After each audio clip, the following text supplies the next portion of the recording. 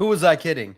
I'm the Doc, John Macaroon. After just one day off, hanging with the family over Labor Day weekend, got to do a Detroit Lions 2025 season preview, but just not live. I'm recording this on Sunday morning. I got up after a beautiful Saturday. What a day of college football, hanging outside on the patio.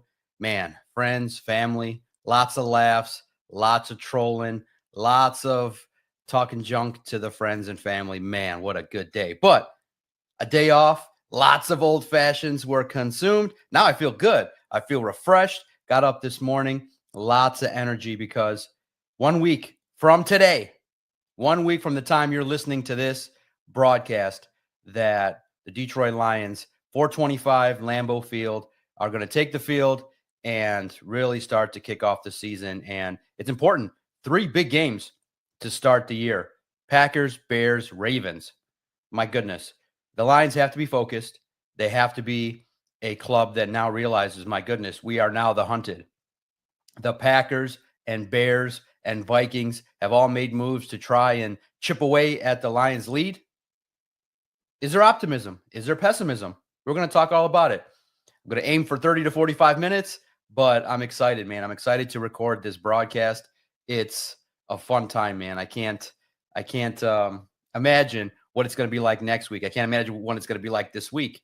Kicking off full-time NFL coverage. Dan Campbell's going to meet with the media this week multiple times.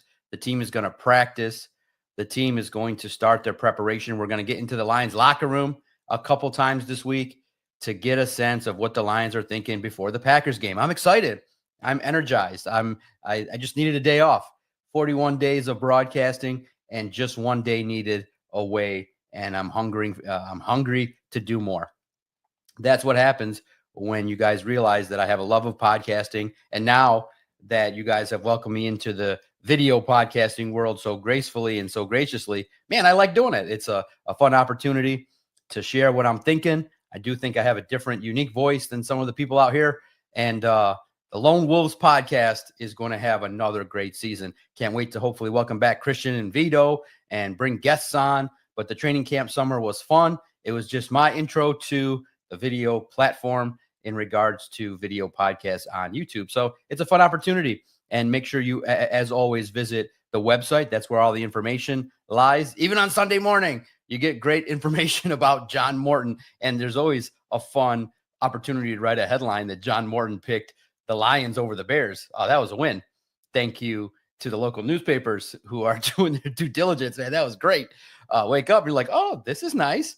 And thank you guys for your humble support of Lions on SI, the Lone Wolves podcast. Let's get after it. It's a season preview. This is what we're going to talk about. We're going to preview the Lions season. What I like, what I don't like, your concerns. And, hopefully you get a chance to, watch this either on Sunday or Monday as we decide when I'm going to fire up the live broadcast. So it's going to be fun. It's going to be fun as we pick a couple days where it'll be set, scheduled, where you can reach out, you can ask questions directly, and we can have fun banter, and we can get after it. Saturday was fun, man. Like I said, it was fun. Family watched Michigan, watched Texas, Ohio State, had a good time out there on the patio. It was a fun time. Beautiful weather. I'm a fall guy now. I don't like Michigan summers anymore. If that's what a Michigan summer is going to represent, where it's hot, humid, you can't go outside, give me fall all day. Get me to September and October, those 60 days. My goodness, you know what that means? Fall represents college football. It represents hope springs eternal. And here we are. Here we are. Detroit Lions season is about to commence, a big season. I'm excited, man. The Lions are all over the media. Dan Campbell sat down with Jordan Schultz. You had Brad Holmes talk to the media. Then he talked to Danny Rogers. You have all the players. You have Graham Glasgow basically telling Amon-Ra St. Brown, who invited him on his podcast, I'm down. So the Lions have given so much more insight into a football team, into where they're at. I'm excited for the potential to have this football team win the NFC North for the 3rd straight year. It's a big year. It's a year in which there are expectations this team gets out of the first round and makes a run in the playoffs. But they need help. They need work. And this schedule, I think, is a perfect litmus test to get this football team focused And they understand that if they take a step back, there's no way. All Dan Campbell's got to do is flash that schedule on the screen, that first meeting on Labor Day on Monday, and be like, if we don't step up, these teams will wipe the floor with us and all our dreams and hopes will be washed away. Look at that schedule. If the Lions don't bring it, and if that schedule doesn't get their attention, nothing will.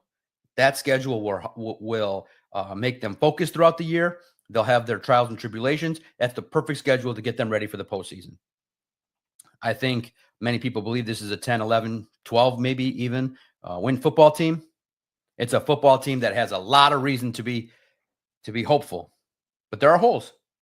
There are concerns. We are not going to sit here and just praise and dismiss the Packers and troll them. Not today. We'll do that on a different day. Today, we got to take a really an honest and serious look at what's going on. Let's enjoy. We'll have a little bit of fun, but we'll take an honest look. All right, we'll take an honest look at where the teams are at. And look, the NFC North is the toughest division in all of football. The Bears, the Vikings, and the Packers. The Packers just made a move to combat what you're doing. They know what the Lions offense is about. They know that the Lions feature 2 young offensive linemen. Now you're tested. Let's go. I want to see Taylor Decker and Mahogany get after it with Micah when he lines up on their side. Penei Sewell, Micah will be always fun. Let's go. How effective will the Lions be running the football, knowing that Micah Parsons is not the best against the run? Let's go. Mano a mano. The Lions test is right in front of them. Boom. Let's go. What are we holding our hats on for the Detroit Lions? What are going to be the staples? Run the damn ball. Run the ball.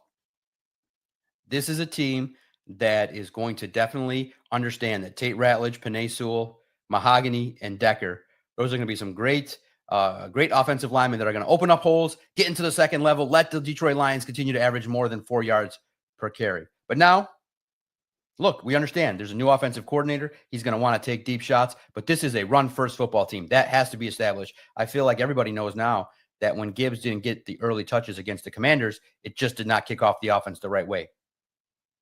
Montgomery was getting some early touches. And no disrespect to David Montgomery, great veteran. But it's time. It's time. Hand the reins to Jahmyr Gibbs. Gibbs leads, Lions win. Gibbs has to be given 60% of the touches. It was around 50-50 last year.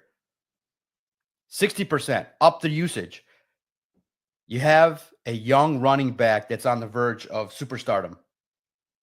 Superstardom. So let's not pull the reins back. Let's throttle it up. This is Jahmyr Gibbs' team.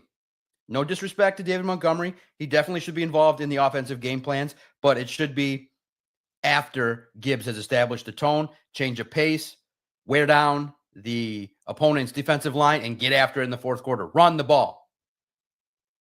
Run the football. Just like the Cowboys did with Emmitt Smith when they were dominating. Run the football. That sets up your play action. That sets up your offense, eats the clock, keeps the opponent's offense on the bench, and allows you to gain that momentum. Clearly, Jahmyr Gibbs is a staple and needs to step it up. I think everybody saw his improvements in the passing game. You saw all the reports of him really having a good training camp. Now it's time. It's time. Give the ball to Gibbs. Gibbs. Agent Zero, get after it. Strength is the running game. Clearly, those wide receivers, oh my goodness. If it's Tesla, J-Mo, and Amon-Ra St. Brown, this passing attack should be, again, prolific. I expect J-Mo to really become a favorite target of Jared Goff. I expect Sam Laporta also to get back into the mix and to be more of a focus of John Morton's offense. Ben Johnson kind of went away a little bit. There were some challenges, more mouths to feed. Listen, whatever you want to say about Sam Laporta's season in 2024 wasn't good enough. Based on the expectations that everybody could have for a player of that caliber, more is needed from Sam Laporta. More. I'm excited, very excited about what Sam Laporta can bring to the table this year. Amon-Ra is going to continue to shine. He's going to be an Offensive Player of the Year candidate. I think he's going to get after it. Jameson Williams, by all accounts, is matured. You saw that great interview he did with Brad Galley. Sounds like a mature player, ready to get after it and to reward the Lions for believing in him. This offense should be a strength. heading into the year. I'm excited for it. Now, an area of concern, we'll talk about more formally, my collective thoughts, but there are question marks regarding the offensive line. What is Graham Glasgow going to bring to the table? Look, he was up and down last year. He obviously it's been widely reported he dealt with injuries, and the position switch he just didn't take too well to. He's a right guard, and he was playing left guard, and it just didn't go right. It wasn't a season that he wanted, and it became clear against the Commanders that was just a unfortunate situation with Zeitler out. It didn't come to fruition, and everything collapsed with the offensive line. Not good enough. Jared Goff was pressured. He didn't play his best as well. So the question offensively is going to be the offensive line. I expect them to get after it, but let's see how fast they get things rolling. I think pretty quickly, knowing now what happened with the Packers. Oh, my goodness. Yeah, the Packers definitely understood what was going on. The Packers understood the assignment. They were like, okay, the Lions are the class of the division. We got to get after Jared Goff. And that organization with Reggie White in the past, they just find themselves wanting those premier edge rushers. They had Reggie White. Now they got Micah Parsons. So how much are they going to use Gibbs and Montgomery together? I can't wait to see it.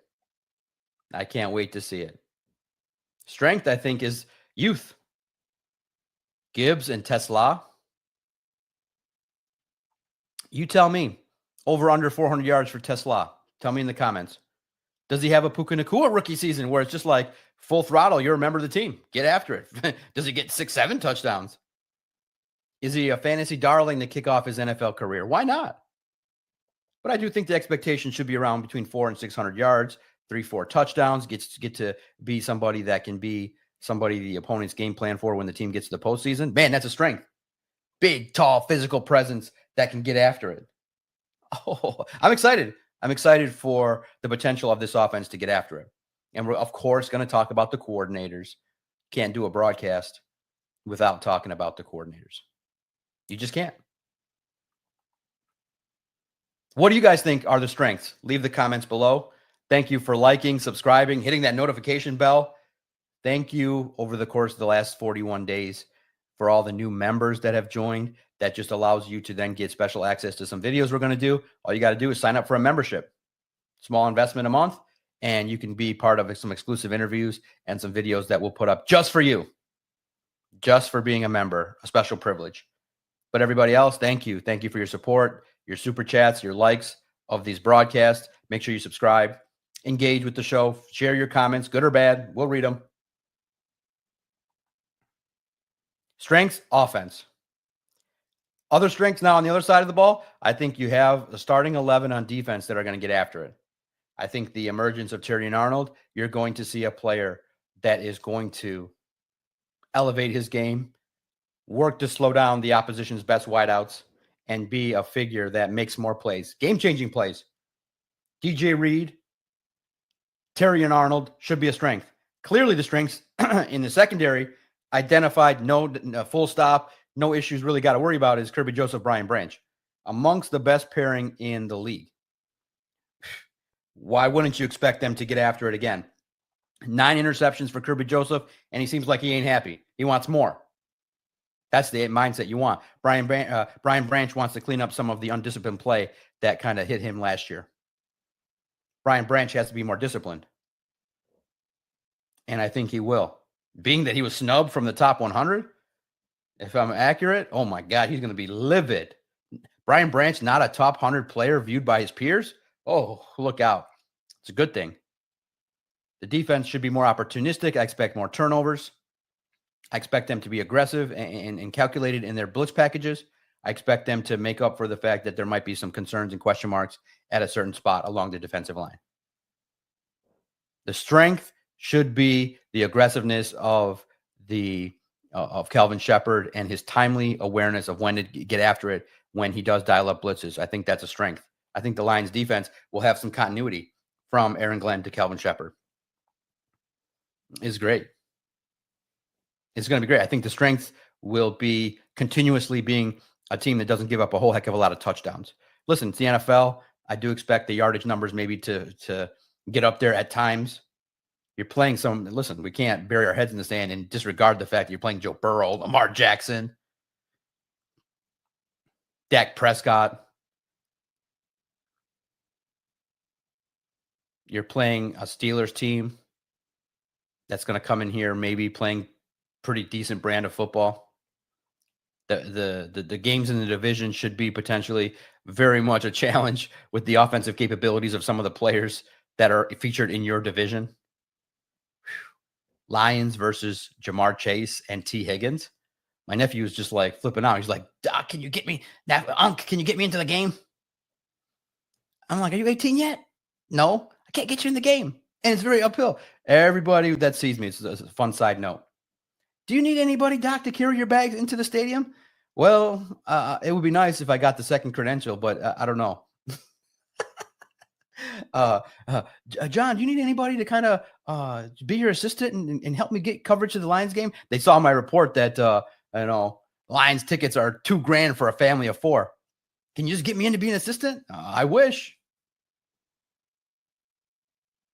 Can you get me to be an assistant? Or you need somebody, right? Man, those conversations are funny at family gatherings. How much control do you think I have? First of all, then I always joke around with them. I go, "You're not reading my articles, are you? Are you reading what I'm writing?" I don't think that I'm getting any extra privileges at the very current moment. Lions are getting sued. Oh, it's on the website. We ain't shying away from some things that maybe the Lions would not want written. I'm trying, but it wouldn't go. Unfortunately, guys, you also have to realize if you're not reading, there's Vito, there's Christian, there's Emmett. I really wanted Emmett to be my right-hand guy this year. He's a good, loyal, hard-working writer. Hungry, too. My goodness, man, that guy tweeted like the Michigan State. He tweeted about Michigan State football like they were Alabama. Emmett made the win over Western sound like a big deal. Proud of him. I just wanted to expose him more. And maybe it'll happen one day. But no, sorry, family. I cannot get you the second pass to get in to carry my bags. But thank you, though. Thank you for wanting to carry my bags. They're getting heavier, right? With all the equipment, the gear. The defense should be a strength. I do think special teams will be a strength. I think Jake Bates, knowing that this is a gamer, will be a strength. I think they found a kicker that you can rely upon that can make the decisions a little bit easier for Dan Campbell and take some points. I think his leg strength is amongst the best in the league. Now it'll be an opportunity to see his further evaluation with what he can do when he kicks on the outside. What do you guys think are the strengths? Clearly, you have one of the best quarterbacks in the league. I think Jared Goff's a strength when he's on his game. I might put Jared Goff in the strengths and area of concern. That's just how the nature of the quarterback position is. The team goes as Jared Goff and Jahmyr Gibbs go this year, in my opinion. Run the ball, hand the ball to Gibbs. Agent Gibbs. Simple game. Pound the rock, get him the ball in space, nice runs between the tackles, outside, up the middle. Agent Gibbs, get after it. And then the defense hold on and make plays when needed. But look, there's concerns. The depth is a concern at a couple spots. Tackle depth, clearly, if something happens to Decker or to Penei Sewell, I'm a little bit concerned. Jamarco Jones and Manu right now aren't players that just make me go, yay, next man up. But every team deals with that, but that's still a concern. The Lions, the injuries are a concern. I'm scared. Listen, I'm scared. I'm not going to lie to anybody. I'm scared. Game 1, Jahmyr Gibbs gets tackled. Get up. That will be my mindset watching the Lions and Packers. Amon-Ra St. Brown gets a little pop from a safety. Get up. Areas of concern, injuries. Let's start with that. Let's start with the global picture. Injuries are a concern. I am just not going to sit here and go last year and nearly 24 guys on IR over the course of a whole year. Doesn't make you go, oh my goodness, especially on defense. I am concerned. One eye on those injuries. Hassanin goes down. Ennis Rakestraw goes down. I am concerned. They got to stay healthy. Arnold, Reed, the interior, the starting 11 on defense, again, simply amazing. I'm going to go through it. I've said it 6 times on different podcasts, but I love saying it. Base front 4 defense. Oh my God. Aiden Hutchinson, Tyleik Williams, DJ Reader, and Marcus Davenport. Amazing. 3 starting defensive backs, Amik Robertson, DJ Reed, and Terrion Arnold. Derek Barnes, the Sam, going to get after it. Alex Anceloni, the Mike, the Will, Jack Campbell. 2 safeties. Kirby Joseph, Brian Branch. Those are 11 starters. I don't want to take any of them out of the mix. You're not allowed to get hurt. I don't care. You're not allowed to be injured. Because it's happening on defense. The Lions, they ramp up when they practice, and Dan Campbell knows how to allow them to rest and recover. But those practices take a toll. I hope there's some adjustment. Injuries to me are a concern. Level 12 out of 10. Concern. Marcus Davenport, we need 15 games out of you. Mostly in the playoffs. You need 15 out of you, Marcus. This year, 15. Fabulous 15.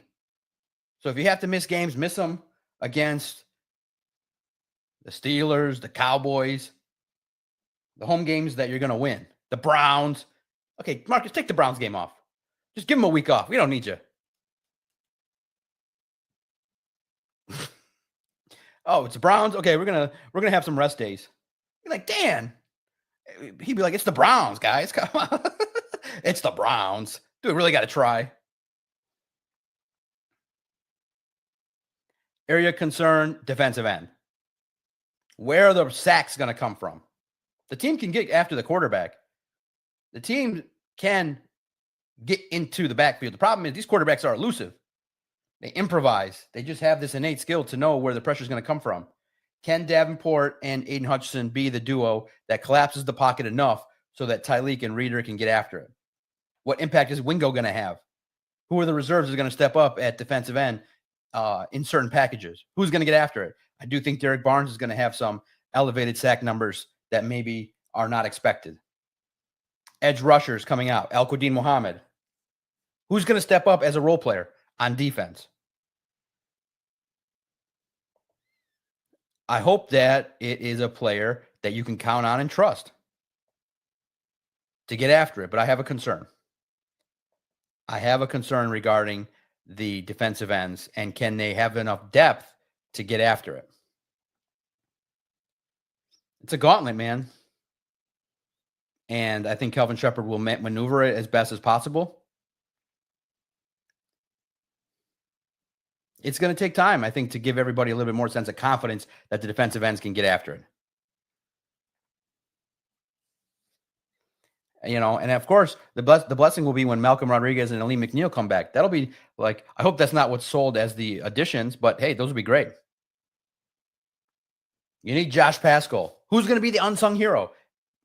McNeil coming back, Paschal, Rodriguez. Who's going to be the unsung hero? You know what I don't have a concern about is Aiden. Aiden is going to single-handedly potentially be a factor that can lift a team by himself. I'm not concerned about 97. He's a strength. That's a given on defense. He's a quarterback of the defense. All hail Aiden Hutchinson. On the pathway to $50 million. Has to be 50, right? Hell, it could be going on right now as we're talking on a Sunday morning. $50 million a year. Listen, guys, if the Lions announce a contract extension, please don't do it tomorrow on Monday. It's a light day. Dan talks. You know, obviously there's going to be an early injury report. I think I'm not going to go. It's Labor Day. I want to sleep. But we'll definitely watch it from the comfy confines of the house. And that's been my coverage style for the last 7 years is I miss one a week of the 4. What is it? Monday, Wednesday, Thursday, Friday? Typically it's Friday. Friday's off day for Doc. That's my day off. It's Friday.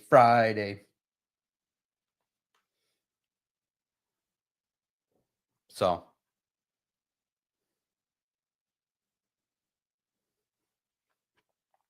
That is something that I think is going to be a factor. When it comes crunch time and you face better offensive lines in the postseason, who steps up? Where is the pressure coming from? There's a lot of answers, but they got to do it. They got to get after it. So those are concerns. The interior, you got a rookie in Tyleik Williams. I do think he'll adjust and adapt. DJ Reader's a veteran. You hope he can maintain his strong presence. Behind him, I don't know, can Roy Lopez be the depth piece that you need? You would have liked it to have been Broderick Martin, big man. It didn't happen. Pat O'Connor. What are the role players going to give you? It's an area of concern on defense. Sounds good on paper, but you got to go out there and execute. Area of concern for the Lions, the division is unbelievably tough. I am concerned. The Packers got a jolt. You know how much of a jolt that is when the organization says, hey, we're making an all-in move? Puts everybody on alert. The Lions will be on alert, but I'm concerned. Packers, the Bears know all your secrets. The Bears know everything about you top to bottom. Ben Johnson seems to have that kind of thing where I do think he knows the balance of getting the attention of the players and also validating. You know, I think his public persona is going to be this gruff guy, but I do think he learned that you got to get your players to buy in, to be accountable. I don't see Matt Patricia and Ben Johnson. I see Dan Campbell. You'd have to be crazy not to copy Dan Campbell.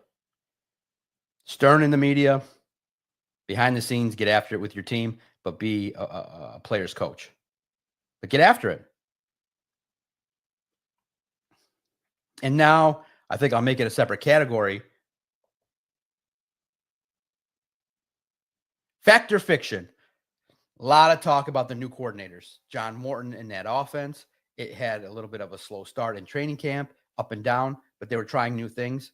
Dan Campbell doesn't seem to be concerned. John Morton doesn't seem to be concerned. I don't expect them to be firing on on all cylinders right away, but I expect this team to get after it. I expect them to play well offensively, get the ball to your playmakers. How do you botch an offense that features that level of talent? I don't think I could botch it. No botches. Nope. You handle it. Nope, not at all. This offense will be good. It just may take times. It may take a little time to get after it. It may take a little bit of time, but I'm excited for the potential when this offense gets purring. It might just be a couple weeks. Are they going to cause a concern? No. John Morton's play calling, I think, will develop. He's got so many offensive weapons. He's going to work hand in hand with Dan Campbell. The man's in the building at 3:30 every morning. Listen, Dan, tell John, come in at 4. The extra half hour might be just enough to get that last little play. 3:30 in the morning. Listen, John Morton, you can come in at 4. Ain't nobody going to be mad at you for that half hour. 3:30 in the morning, preparing. He's a grinder. You love that. You would not expect anything less from somebody joining the Lions. 3:30 in the morning. Listen, we'll give you the free half hour. Run right, Gibbs. Run left, Gibbs. Run up middle, Gibbs. Pass the ball to Gibbs. Take the half hour, Mr. Morton. You're good. 4 o'clock. Not a penny, not a second later. 4 o'clock, hit the tape. 4 o'clock. Dan, tell him. 3:30. That's too early. At 55 years old, I'm 46. I'm waking up 6:30. And I'm still waking up a little bit like a little tired. 3:30. Let the man get that half hour rest. Are they going to cause issues? No. I think the strength will be Calvin Shepard, clearly. I think you'll have that unit purring, and they're going to be just a continuation of that defense. It was great last year, and if they stay healthy, they'll be good this year. There's going to be more question marks about more because of the lack of experience calling plays, the jump in expectation, what level of proficiency is he going to have matching up against veteran defensive coordinators? But my goodness, he'll be prepared. 3:30 in the morning. He's like, listen, Doc, I respect your concern, but you try to battle Southfield Freeway at 3:30. Yeah, at 3:30. The Rough Riders are out there at 3:30. I got to battle traffic. There's traffic at 4 o'clock in the morning on the Southfield all the time. He's like, John, you go on the Southfield, don't you? There seems to be traffic all the time. Construction. Or 5 police cars closing a lane. Or construction. Like, okay, I give you credit. What about taking 94? Oh, you know 94, John. Yeah, you're right. I do know 94. All right. Are they going to cause concerns? No. Not in any way, shape, or form. There'll be question marks, but this football team will utilize the strengths of the talent on the roster. And I agree with what Brad Holmes said. Any team led by Dan Campbell, you have a level of trust that the play is going to be proficient. You got to close out games. All right. Last talk here in our early Detroit Lions Lone Wolves 2025 season preview hosted by the Doc, John McEnroe. What happens this year for the Lions? A lot of close games, a lot of grinded out moments, ups and downs. There'll be some trials and tribulations. There'll be a losing streak. I think there'll be a 3-game losing streak in there. But the Lions will fight at the end of the year in the last quarter of the season, and they'll be battle tested to get to 10 wins. I think they play very well at home. That home schedule is much easier than on the road. You're going to have some trials and tribulations on the road, some adversity, but you're going to overcome it. You'll get to the postseason. You'll be the division winner. Barely. Maybe 4-2 is good enough to get you to win the division. There'll be some trials and tribulations. I think the Bears might even get a win on you. I think if there's 2 losses in the division, 1 to the Bears and 1 to the Packers. 4-2. Maybe 5-1 for the Lions if they really, really focus and they catch some breaks. You know, if some things happen that go your way. What happens? The Lions are aggressive at the deadline. They make a couple moves. They see somebody that they like. One move. One key move on offense, not defense. It'll be a move on defense. There'll be 2 moves. One impact, no nonsense difference maker on offense, and then a role player that potentially you really trust that can come in maybe in the, 29, 30, 31 years old, but has been established as a player. 2 additions. It'll be a new team going into the second half of the year after the trade deadline, and you make your push.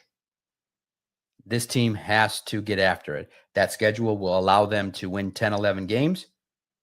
You get to the postseason, and I could see the Lions and the Packers maybe meeting in the NFC Championship, or Lions and Commanders. What happens after that? Do you enact revenge? What a beautiful, full-fledged circle. You avenge the loss last year, and you avenge the 91 championship loss. You get to the Super Bowl. What happens for the Lions? I can't back away from it. They get to the Super Bowl, but they lose. Lions-Bills, Lions-Ravens will be a matchup. Hype galore. I'll be in San Francisco probably. If I can find my way how to get there with my fear of flying. I will be in San Francisco. I will have the armor on, knowing that they're going to lose. That will be my prediction. I don't care how they're playing. It's just how the universe has to work. The Lions will eventually win a Super Bowl, but not before the fan base and reporters taste what it's like to lose one. It's just too easy. How do you jump the line to get to the Super Bowl and just win it? Could that happen? Please, football universe, let that. If you can bypass the line and just win, oh my goodness! If we could guarantee a win, it would be. I would love it against the Bills. Make them suffer more. Everybody and their mom will be predicting Josh Allen is the greatest quarterback in the history of Earth. Josh Allen, Jared Goff, everybody's going to have the favor to Josh Allen, and then Goff outplays him. That'll be my prediction. Get to the NFC Championship, win the game, grind it out, however way you got to do it. You'll lose the Super Bowl. Am I wrong? Give me credit for at least saying the words. But you know I've seen it all. You've seen it all too.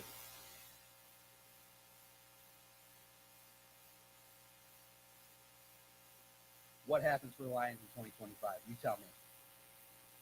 That's the amount of time I want to share this morning on Sunday. I'm energized, guys. Here we go. I'm going to be outside with the family. More old-fashioned, more outside activities, more spending time with the family. You can see the sun coming through now in the broadcast. You know what that means. Sun's out, Doc's out. Thank you for tuning in. This has been the Lone Wolves Podcast, previewing early concerns, early thoughts, what happened for the Lions. Get to the Super Bowl, and hey, nothing more than I would like to be wrong about my season prediction. I love covering the NFL, love broadcasting. Thanks for making me part of the community, and we will get after it.